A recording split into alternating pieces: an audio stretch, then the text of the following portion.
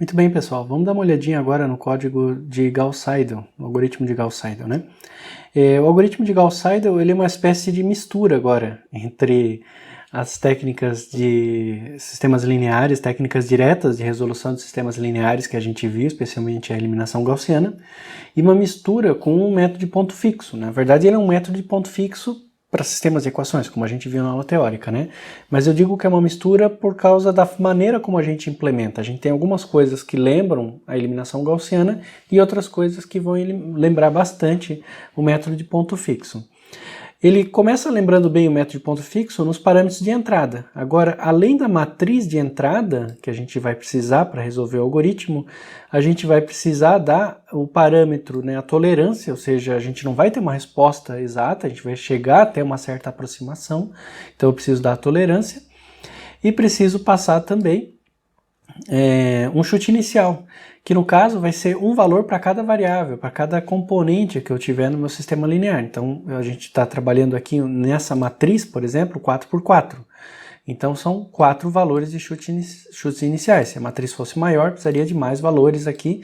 E tudo isso está sendo passado na entrada. Então eu pego a matriz, eu leio a matriz, está no arquivo, pego a tolerância da linha de comando e pego também o chute inicial a partir da linha de comando também, como está nesse código aqui. Esse pedaço do código aqui é só para fazer a leitura dos parâmetros. A função de Gauss-Seidel eu chamo aqui embaixo. Passo a matriz aumentada, passo o meu chute inicial, tolerância, número máximo de iterações, e se eu quero imprimir passo a passo. Aqui tem a resposta passo a passo do problema, que é exatamente o problema que a gente resolveu na aula também, tá? Então esse mesmo problema que está aqui, ó, nessa tabelinha aqui que a gente resolveu lá na aula, agora estamos resolvendo numericamente, tá? Você pode ver que é a mesma tabela, com exceção do erro, que na aula a gente trabalhou com o erro relativo e aqui o programa trabalha com base no erro absoluto, de uma maneira mais parecida com o que a gente fazia no ponto fixo, tá bom? Mas é só um detalhezinho aqui. Então, vamos ver o programa. O programa de Gauss-Seidel recebe então esses parâmetros que eu falei para vocês e vai retornar a solução. Pois bem, a gente primeiro vai fazer uma cópia do vetor de chute inicial, guardando ele num outro vetor. A gente vai precisar, que nem no método de ponto fixo, método de Newton, de duas cópias da solução, de duas variáveis para a solução. Uma solução do passo anterior, uma solução desse passo aqui. Só que agora é um vetor, então eu uso esse comando copy aqui do NumPy para copiar o vetor, né, os números, e não copiar o vetor em si, né, na posição da memória, passando ele para um outro nome, que é uma questão de escopo, de novo, que a gente vai ver mais para frente no curso. Então eu crio essa cópia aqui, né, e vou aplicar o algoritmo. Então aqui toda essa etapa aqui é só para imprimir a primeira linha aqui, essas primeiras linhas, caso eu queira imprimir o passo a passo, que é interessante, né? Mas o algoritmo mesmo, a conta, começa aqui. E a conta é muito parecida com, como eu disse, a interação de ponto fixo. Eu vou fazer a conta enquanto não tiver, né, extrapolado o número de interações e não tiver convergido.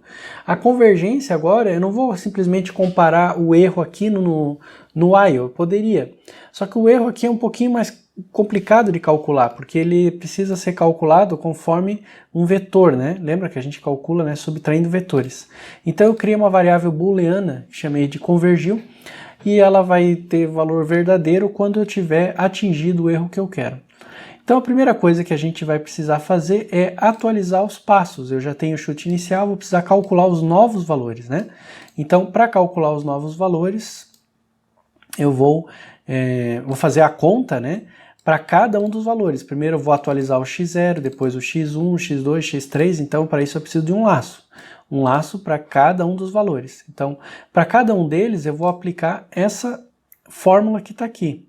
Eu vou calcular o somatório aqui com os termos já atualizados e o somatório com os termos não atualizados, vou somar com o termo independente e dividir pelo termo da diagonal principal, conforme a gente viu na aula teórica, né?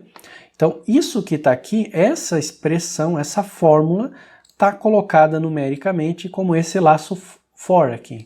Então eu faço um laço for para todas as variáveis.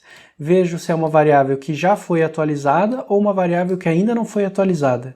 Então eu tenho uma soma para quem já foi atualizado e uma soma para quem não foi atualizado, como eu tenho aqui, ó, duas somas, tá? Depois eu vou simplesmente pegar essas expressões e jogar nessa fórmula, que é essa daqui. Só que em vez de somatórios, eu tenho essas variáveis somas aqui, né? Lembra sempre de zerar as somas, né, antes de fazer o laço. É muito comum os alunos esquecerem de zerar, aí você vai carregar o valor da última iteração, isso não é bom, né? Vai dar errado. Uma vez que eu tenha atualizado as variáveis, agora eu preciso calcular o erro, seguindo essa expressão aqui, né? No caso, o erro absoluto é só o que está no numerador, o denominador eu divido quando eu quero o relativo. Então eu vou pegar o vetor desse passo, subtrair do vetor do passo anterior. Subtrair vetor do outro é subtrair elemento a elemento, né? Um do outro.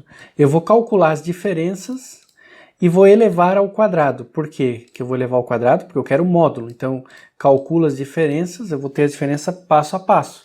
Agora eu elevo todo mundo ao quadrado aqui, para poder calcular depois a raiz quadrada, né? Onde a raiz quadrada é a soma das diferenças ao quadrado, conforme está aqui. Então, se o erro absoluto for menor que a tolerância, eu vou dizer que convergiu. Beleza. Aí, uma vez que eu tenha feito isso daqui, eu vou fazer a próxima iteração, né? Vou fazer a próxima iteração. Mas antes eu vou imprimir os valores, tá? Só que eu só vou fazer, aí eu salvo a variável, né? Só que eu só vou de fato fazer a próxima iteração se não tiver convergido. Porque se eu tiver convergido, né? Se na hora que eu calculei o erro aqui tiver dado convergiu igual a true, ele não vai continuar no while. Ele vai sair, me retornando a resposta, tá? Mas enquanto não convergir, enquanto o erro não for menor que a tolerância e eu não atingir o número máximo de iterações, ele vai atualizando a tabela. E aí você pode ver aqui essa tabela, você percebe que depois de 7 iterações ele chegou no erro menor que 10 a menos 5, um erro absoluto menor que 10 a menos 5, tá? Então o algoritmo convergiu. Então em termos de estrutura, como eu disse, ele é parecido com o método de ponto fixo, porque ele é um método de ponto fixo. Por outro lado, ele tem toda essa questão de manipulação de matriz de coeficientes, que lembra muito a eliminação gaussiana, tá ok? De novo, aqui é fácil de se perder nesse algoritmo se você não presta atenção nos índices, nos coeficientes. Recomendo fortemente que você olhe esse programa rodando para esse exemplo que está ali junto para você, vendo direitinho todas essas questões aqui das variáveis junto com a fórmula, tá? O algoritmo, a fórmula do algoritmo, ok? Bom trabalho.